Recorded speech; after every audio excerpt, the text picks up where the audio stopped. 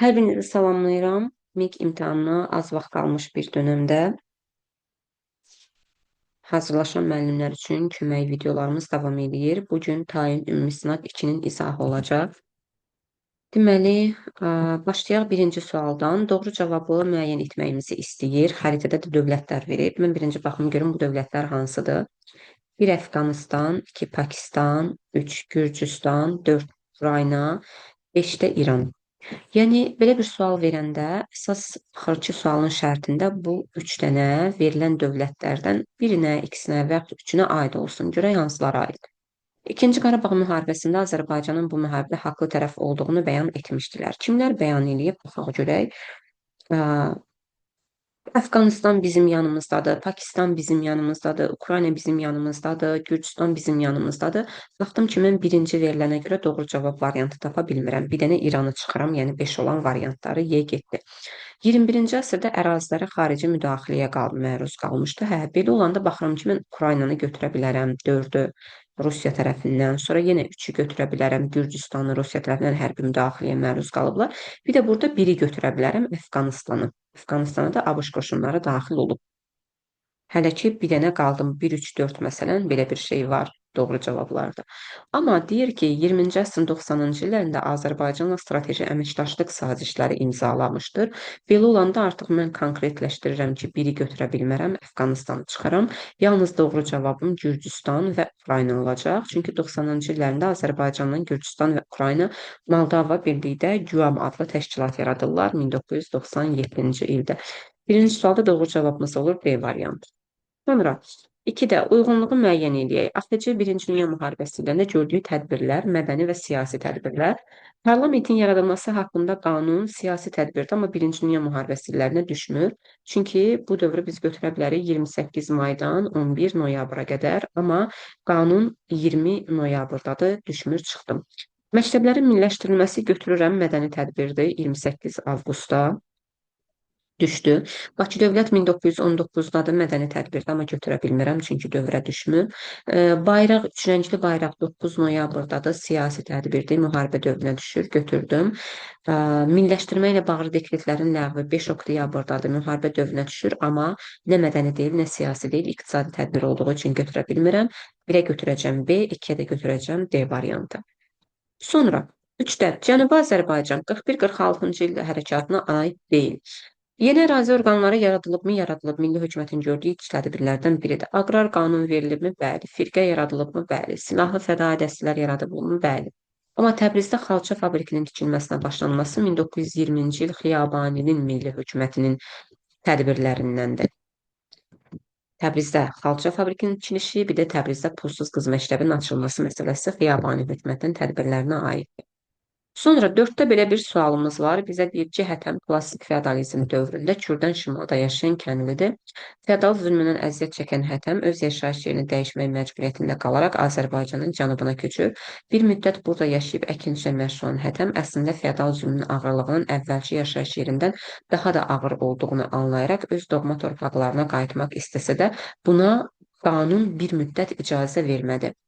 Baxırıq ki, klassik feodalizm dövründə Azərbaycanda kəndlərin köçmək hüququnu qısıtlayan qanun hansıdır? Qadağan edən 1303-cü il Qazanxanın fərmanıdır. Deməli, söhbət 14-cü əsr və yaxud 13-cü əsr. Deməli, buradan da fikirləşirik ki, əgər 13-14-sə, Hətəm yaşayırmış Şirvanşahların ərazisində, Kürdən şimalda, çünki həmin dövrdə bir dənə dövlətimiz var idi. Kürdən cənubda da Hülakülərdir. İndi deyir ki, mətnə əsasən düzgün mülahizə yürüdək. A-da 1853 yazıb, yanlış, çünki bizə klassik feodalizm deyir, çıxdım. Hətəmin köçdüyü dövlət Anadolu Səlcuqları üzərinə yürüş etmişdi. Bəli, doğru cavabım elə B variantıdır. B-ni götürəcəm. Qazanxan 14-cü əsrin əvvəllərində Anadolu Səlcuqlarının üzərinə yürüş eləyəcək. Hətəm Şirvanşahlar dövlətində yaşayıb, köçdüyü dövlət isə Cəlairidir, yanlışdır. Köçdüyü dövlət Hülakidir. Hətəm 13-cü əsrdə Azərbaycanda yaşamışdır. Bax, bu variant istər-istəməz problem yaradan variantdır. Çünki Hətəmin yaşadığı dövr 13-cü əsrə də düşür, 14-cü əsrə də düşür. Çünki bizə deyir ki, öz yaşayış yerini dəyişmək məcburiyyətində qalır, Azərbaycan cənubuna köçür və bir müddət burada yaşayır.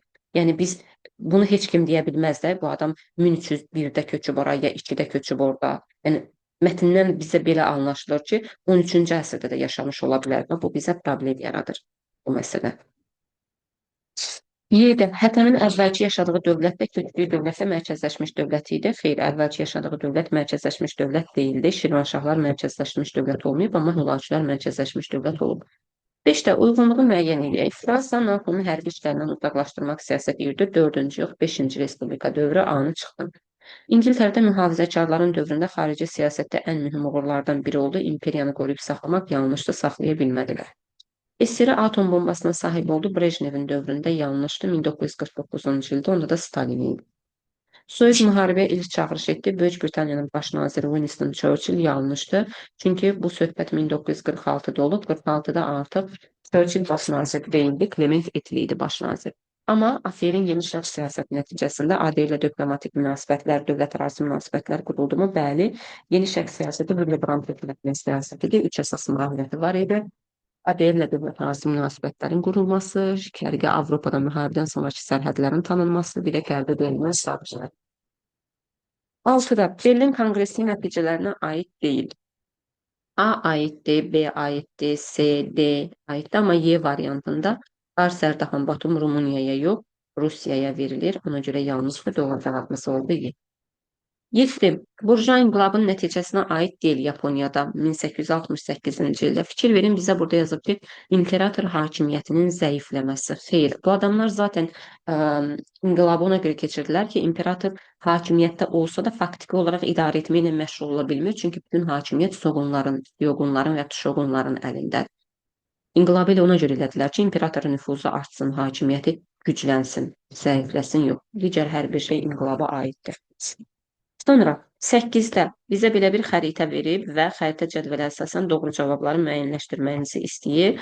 Buna görə xəritədə bizə verilən ərazilər hansılardır? Xəritəmizi biraz da yaxşı yaxınlaşdıraq. Deməli, xəritədə bizə verilib 1 Kəlbəcərdir, 2 Laçındır, 5 Cəbrayıl, 3 Ağdam, 4-dəki Bərdədir. Və biz 2-lə 3, yəni Laçından Ağdam, 3-7-ci əsr Alban memarlıq abidələri, bəli, Laçında Ağoğlan, Ağdamda Doğruqala. Sonra 3-5 ərazinin böyük qismi 2-ci Qarabağ müharibəsində ki, Azərbaycan ordusunun nəzarətində idi. Yaxşı, Ağdamı deyə bilərik, hə, müəyyən bir qism bəlkə, amma Cəbrayıl haqqında onu demək olmaz, yanlışdır. 4-lə 5 bizə deyir ki, Qarabağ iqtisadi rayonu, xeyr, Bərdə Qarabağ iqtisadiyə daxildir, amma Cəbrayıl Şərqi Zəngəzura daxildir. Sonra 4-də yazıb 1-lə 5, yəni Kəlbəcərlə Cəbrayıl 94-cü il hərbi əməliyyatlar zamanı ərazisinin bir qismi düşməndən azad edilir. Doğrudur, 4-ü götürdüm.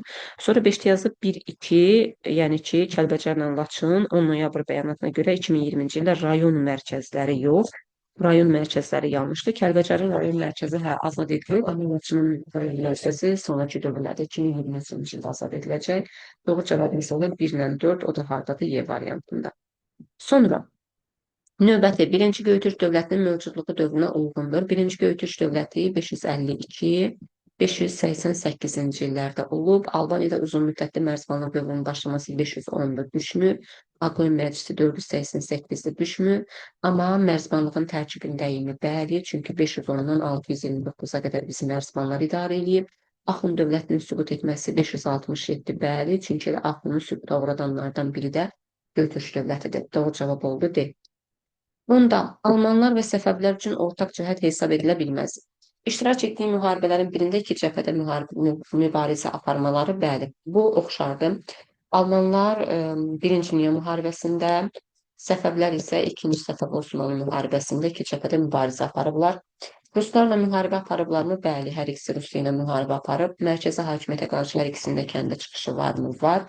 Ruslarla müqavilə imzalanıb və imzalanıb. Buna zaten Səfəvlərə nə qədər istəsəz deyə bilərik. Almaniyada isə bu 1918-ci il 3 martda imzalanan Brest-Litovsk müqaviləsidir.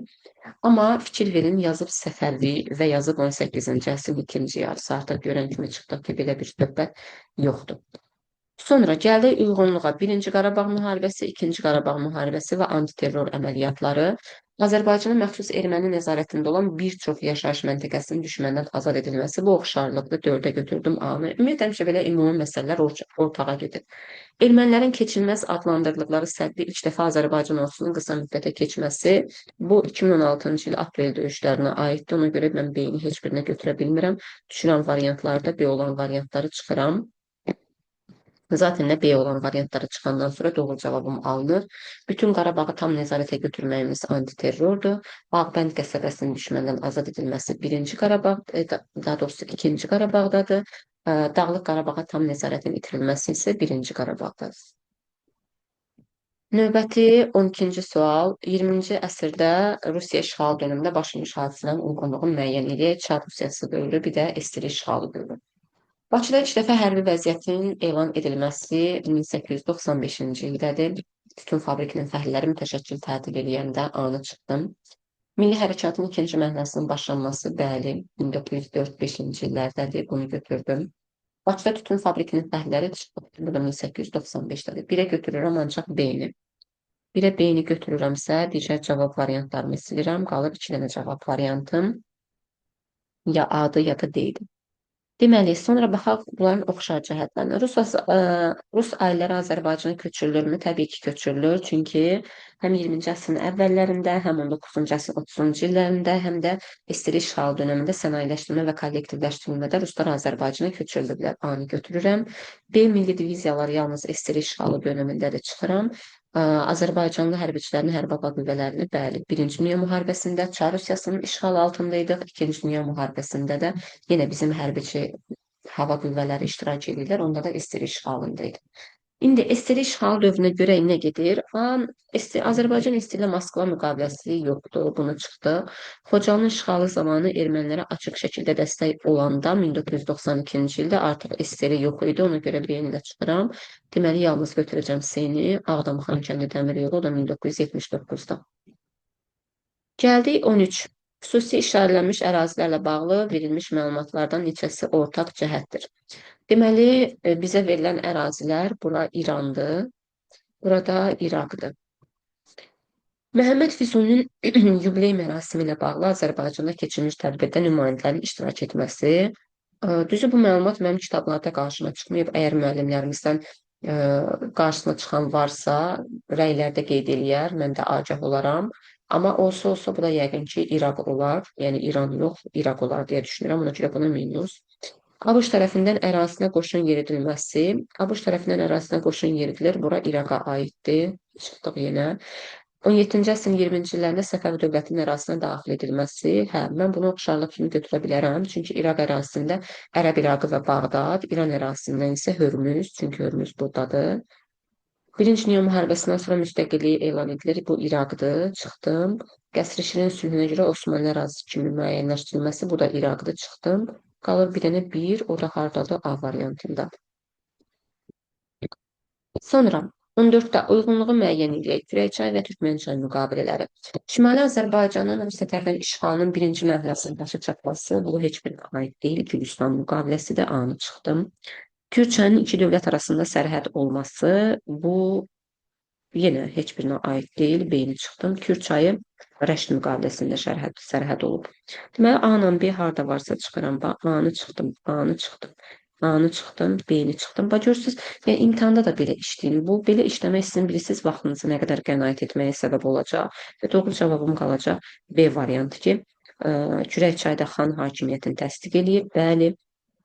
Xan təbəliyinə qəbul olunurlar, bəli. Türkmənçayda da ki, hərbi donanma hüququ yalnız Rusiyadadır. 15-də Qədim Roma 2-ci əsr tarixinə aiddir. Misir Roma tərəfindən işğal edilir. Eradan əvvəl 30-da 1-ci əsrdə çıxdım. Qulların öldürülməsinin qadağan edilməsi bizim İranın 2-ci əsrində Adriandan da çıxdım. Yenə tezbə 1 ilə 2 olan variantlara çıxırsınız. Yenə vaxtınıza nə qədər çox qənaət edirsiniz. Bunun müharibəsinin başlanması Eradan əvvəl 264-də 3-cü əsrə düşür. Çıxdım 3 olan variantla. Doğru cavabım qalacaq D. C daha doğrusu torpaq islahatı haqqında qanun Eradan əvvəl 133, Tiberi qıraq, Yunanistandakı Eradan əvvəl 146. Gəldik 16-ya. Qədim Romadan fərqli olaraq Qədim Yunanıstan tarixinə aiddir. Tarixdə ilk demokratik dövlət qurmuşdular. Hə, Romalılar qura bilmirlər. Roma demokratik dövlət ola bilmir. Ona görə bu yanlışdır. Biri götürdüm. Bizdən Yunanistan istəyirdi, biri götürdüm. İki əsas təbəqə bu oxşarlıqdır. Romada da var, Yunanistanda da var. İkini çıxdım. İkilər oxşardı çıxdım. Aralıq dənizi və Qaradəniz sahillərində koloniya salıb, Yunanlar təbii ki, koloniya gördümsə. Zaten baxın, bir dəqiq bildim, üçü götürdümsə, ikini çıxdımsa doğru cavabım Y variantı aldım. Aralıq dənizə hövzəsində hakim dövlətə çevrilməsi, bu da oxşarlıqdır, götürə bilmirəm. 5 ilk dəfə dövlətçiliyin və sivilizasiyanın əsasları qoyulmuşdu. Bu da doğrudur, 5-i götürdük. Oldu Y variantı. Sonra 17 Hülaki dövləti 14-cü əsrin əvvəlləri tarixi üçün səciyyəvidir. İqtisadiyyatda canlanma baş veribmi? Verib. Niyə? Çünki Qazanxan islahatlar keçirdi. Mərkəzi hakimiyyət nisbətən güclənibmi? Güclənib. Niyə? Qazanxan islahatlar keçirdi. Yerli feodalların köçəri Monqol əyanlarından asılılığı güclənibmi? Xeyr, əksinə zəifləyib. Çünki Qazanxan yerli feodallara arxalanırdı. Dövlətin labüd tənəzzülü bir qədər təxirə salınıbmı? Salınıb. Niyə? Çünki Qazanxan islahatlar keçirdi. Kəndlərin bir başqa yerə köçməsinə icazə verilibmi? Yox, əksinə qadağan edilib. Doğru cavabımız olacaq A, 1, 2, 4. Sonra İlham Əliyev ikinci prezidentliyi dövrünə aiddir. İlham Əliyevin ikinci prezidentliyi 2008-2013-cü illərə əhatə edir. Görək ikinci prezidentliyinə nə aiddir? Bakıda Muğam Aləmi Beynəlxalq Muğam Festivalı 2009-cu ildədir. Bakıda Avropa oyunları 2015-dir. Konstitusiya ilk düzəlişin edilməsi. Konstitusiya ilk düzəliş edilir 2002-ci ildə. Çıxdım. Aşıq sənəti və Novruz bayramının UNESCO-nun Ümumdünya İrs siyahısına daxil edilməsi 2009, 2010, 2012 bu illərdədir, hər biri düşür. Bakıda Kristal zalda Avroviziya mahnı müsabiqəsinin keçirilməsi, bu da 2012-ci ildədir. Deməli, doğru cavabımız olacaq 1, 4, bir də 5. Bu da Y variantındadır.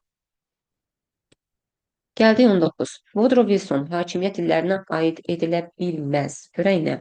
Konstitusiya düzəliş edilibmi? Bəli, edilib hakimiyyəti illərində ki, spirtli içkilərin satışı ilə bağlı, qadınlara seçki hüququnun verilməsi ilə bağlı belə bir düzəlişlərimiz var.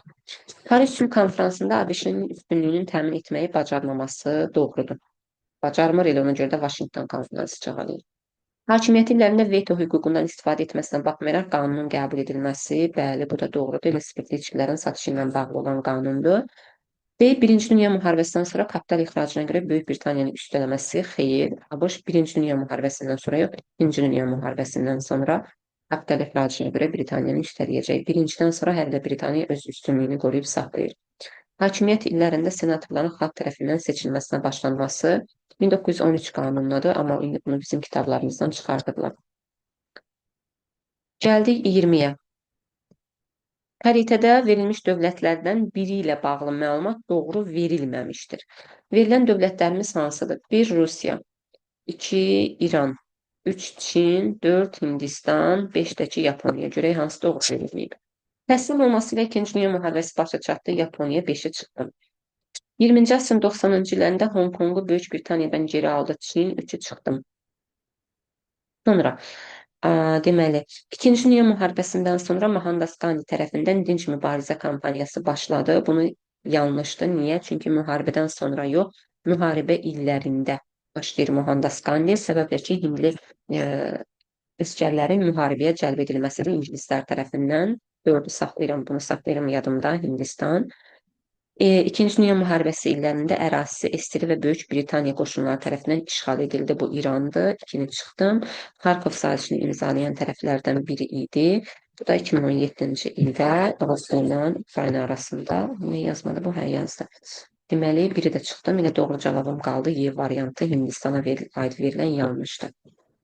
Uyğunluğu müəyyən eləyək. Doğruda doğru, yanlışda yanlış. Görək nədir?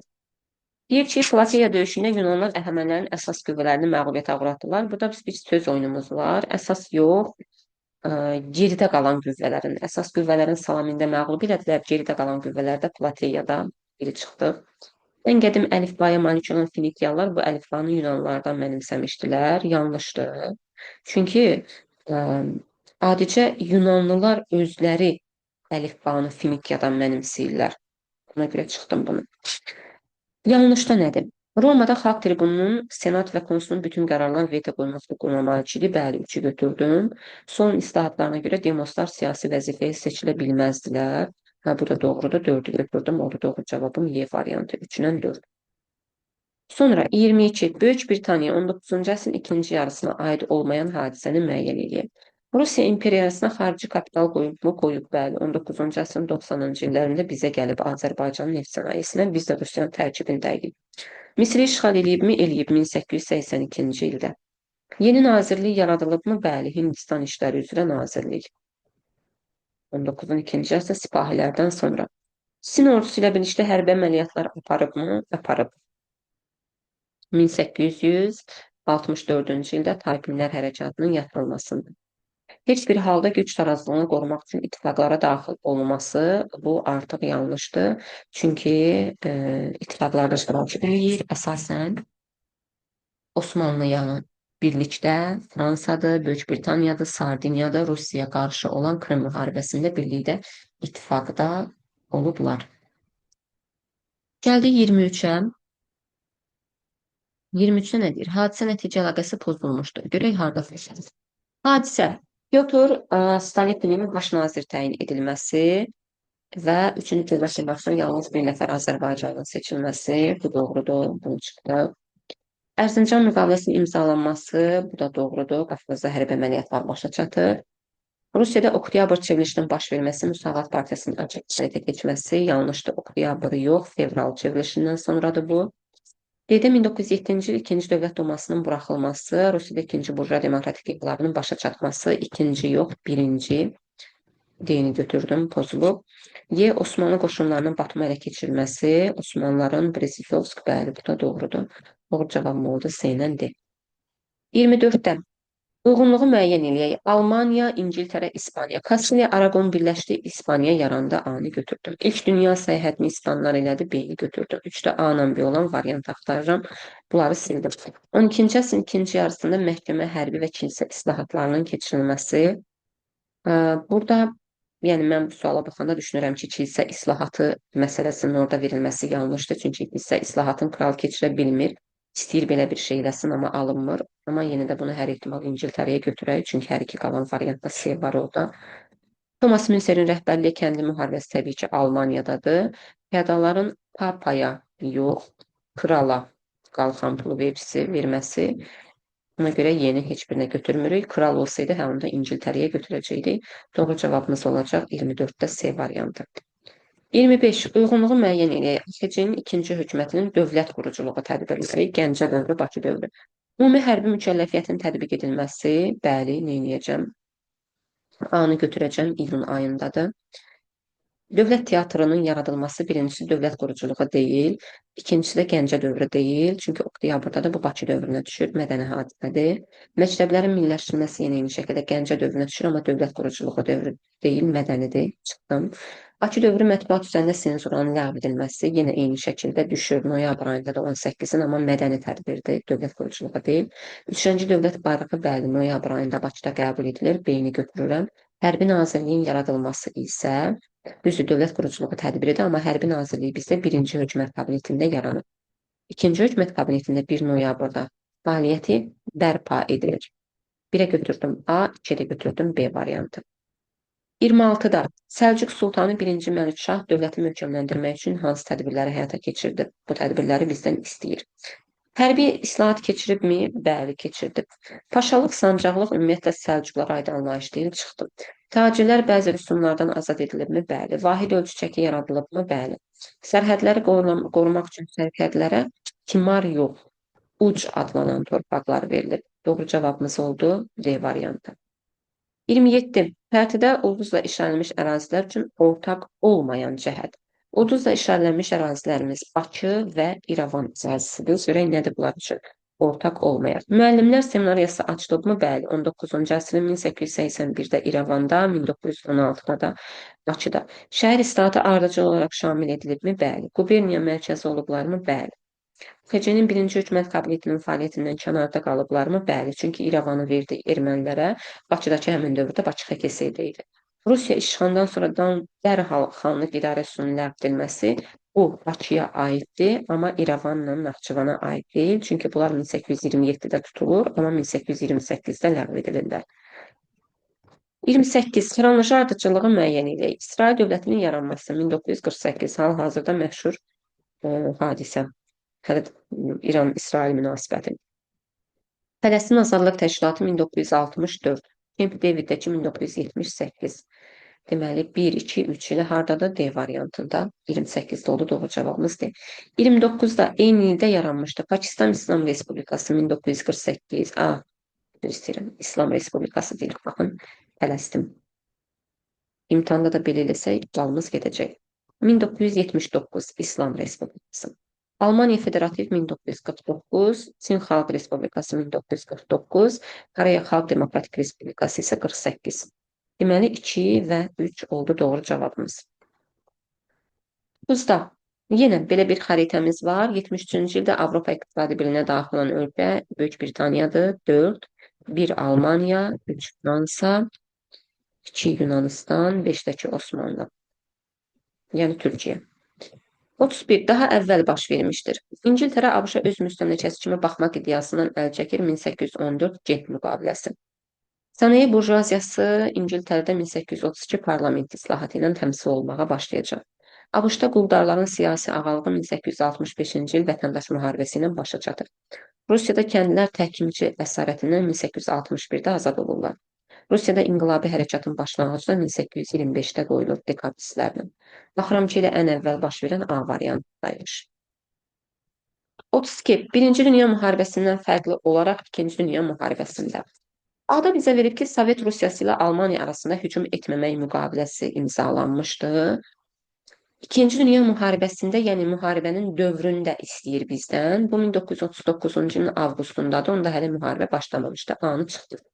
Amma İkinci Dünya müharibəsində Fransanın paytaxtı Alman qoşunları tərəfindən işğal ediləcək. Birincidə tuta bilmirlər, amma ikincidə tuturlar. ABŞ və İngiltərə Yaponiya ilə müttəfiq olmuşdu. Bu Birinci Dünya müharibəsindədir.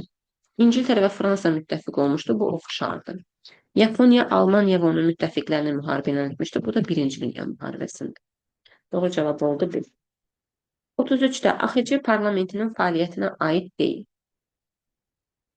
Təbii ki, ali dövlət nəzarəti funksiyasına malik qanunverici orqandır. Bəli, amma 2 palatadan ibarət deyil, 1 palatadan ibarətdir və 120 deputatdan ibarətdir.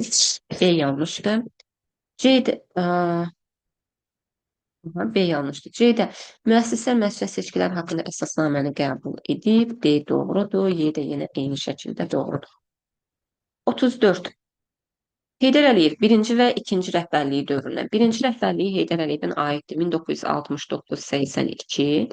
İkinci rəhbərliyi isə prezidentlik dönəmləridir 1993-2003. Azərbaycan Türkiyə ilə diplomatik əlaqələr. Biz birinci rəhbərliyi dövründə müstəqil xarici siyasət hüququmuz yoxdur. Gedək hansısa dövlətlə bir diplomatik əlaqə saxlayaq. Bunu çıxdıq. Sonra konstitusiya dəyişikliklərin edilməsi bu yalnız ikinci rəhbərliyi dönəmindədir. Beyni çıxdım. Amma Azərbaycan dilinin dövlət dili olmasının konstitusiyada öz əksini tapması bu doğrudur. Birinci rəhbərliyi dövründə 1978 konstitusiyasında, ikinci rəhbərlikdə də 1995 konstitusiyasında bu maddə öz əksini tapır. Xəzər statusu Rusiya Federasiyası deyirsə, ümumiyyətlə bu gəlir heç Heydər Əliyevin dövründə deyil, İlham Əliyevin dövründədir. Xarici ölkələrdə Azərbaycan səfirlikləri də yenə eyni şəkildə qoy müstəqil olaq, ondan sonra xaricə gedək səfirliyə açaq. 35. Daha əvvəl baş vermişdir. Mexaniki qazma buruq üsulu ilə ilk neft quyusu 1848. Şuşa nədir? Şəkidə ipək fabriki 1861. Bakı Ağ Neft 1893. Məcburi əməyin ləğvi 1864. Cavad Məlikdovdakı 1863. Daha əvvəl baş verən nədir? Elə A variantı mexaniki qazma üsulu. 36. Yenə xronoloji ardıcıllığımız var. Hindistanda ilk dövlətlərin yaranması eradan əvvəl 1-ci minilliyin 1-ci yarısı. Çində ilk dövlətlərin yaranması eradan əvvəl 2-ci minillik. Misirdə ilk dövlətlərin yaranması eradan əvvəl 4-cü minillik. Avropada ilk dövlətin yaranması eradan əvvəl 3-cü minillik Krit. Azərbaycanın şimalında ilk quldar dövlətin yaranması eradan əvvəl 4-cü əsr.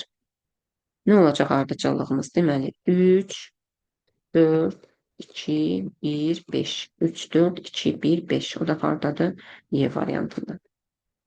37 bir dənə də xronoloji ardıcıllığımız var. Xristian kilsəsinin parçalanması 1054.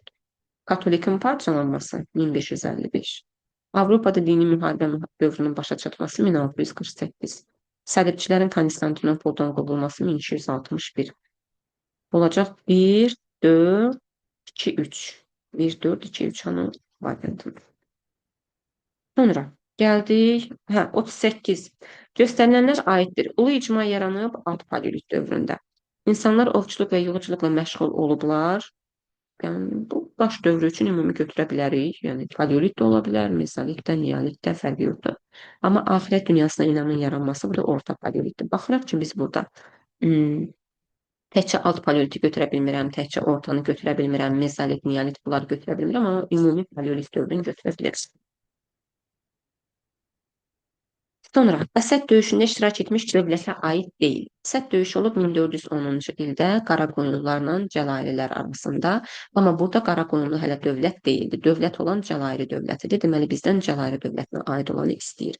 İlk paytaxtı Bağdad şəhəri olması, bəli, 1340-cı ildə yaranıblar. İlk paytaxtlar da Bağdaddır. 14-ün ikinci yarısında Azərbaycanı bütünlüklə tabe etməsi, bəli, 1367-də tamamilə tabe ediblər. Şirvanşahlar dövlətində elə 1367 və istehsalıblar, çıxdım. Hökmdarlardan birinin Təbrizdə memarlıq abidəsi inşa etməsi, bəli, Şeyx Uveysin dövründə dövlətxana sarayı var, çıxdım. Azərbaycanda Teymuri ağalığına son qoyulması bu artıq 1408-ci ildə Qaraqoyunlulara aiddir, Cəlalilərə aid deyil.